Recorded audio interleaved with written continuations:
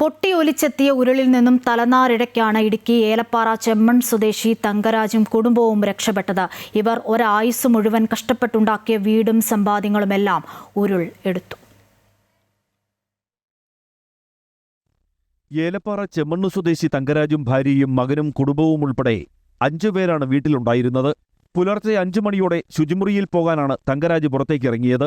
കനത്ത മഴയിൽ വീടിന് പിന്നിലൂടെ മലവെള്ളവും മണ്ണും ഒഴുകിയെത്തുന്നതാണ് ഇദ്ദേഹം കണ്ടത്. ഉടൻ തന്നെ കുടുംബാംഗങ്ങളെ പുറത്തെത്തിച്ചു. ഇരച്ചെത്തിയ മലവെള്ളം തങ്കരാജിനെ കട്ടിലിനടിയിലേക്ക് തള്ളിമാറ്റി. മനോധൈര്യം വീണ്ടെടുത്ത തങ്കരാജ് കയ്യിൽ കിട്ടിയ മൊബൈൽ ഫോണിൽ നിന്നും അയൽവാസികളെ വിവരമറിയിച്ചു. ഇവരാണ് അരമണിക്കൂർ നീണ്ട ശ്രമത്തിനൊടുവിൽ തങ്കരാജിനെ രക്ഷിച്ചത്. ഒരു മൊബൈൽ ഫോണും ഉടുവസ്ത്രങ്ങളും മാത്രമാണ് ബാക്കി.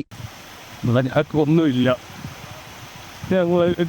ഇപ്പോഴിരിക്കുന്നതൊക്കെ ഇന്നലെ പോയിട്ട് ഓരോരുത്തർ വായിച്ചുകൊണ്ട് തന്നെ ഞങ്ങളുടെ ജീവിതകാലം മുഴുവൻ ഞാനും എൻ്റെ മോനും ഉണ്ടാക്കിയത് കംപ്ലീറ്റ് മണ്ണിൻ്റെ ഇപ്പോൾ ഒരു മൊബൈൽ ഫോണും ഞങ്ങളുടെ 6 പേരുടെ ജീവന് മാത്രം ഞങ്ങൾക്ക് തിരിച്ചു കിട്ടി.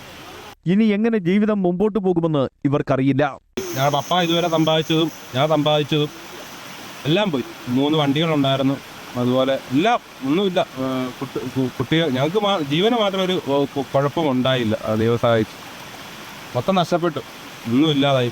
മുമ്പോട്ട് ഇനി എങ്ങനെയാണെന്ന് അറിയത്തില്ല. പെരുമഴയിൽ ജീവിതം നഷ്ടമായ ഒട്ടേറെ പേരാണ് ഇടുക്കിയിലുള്ളത്. സർക്കാർ സഹായം മാത്രമാണ് ഇനി ഇവരുടെ പ്രതീക്ഷ. അമൃത ന്യൂസ്, ഇടുക്കി.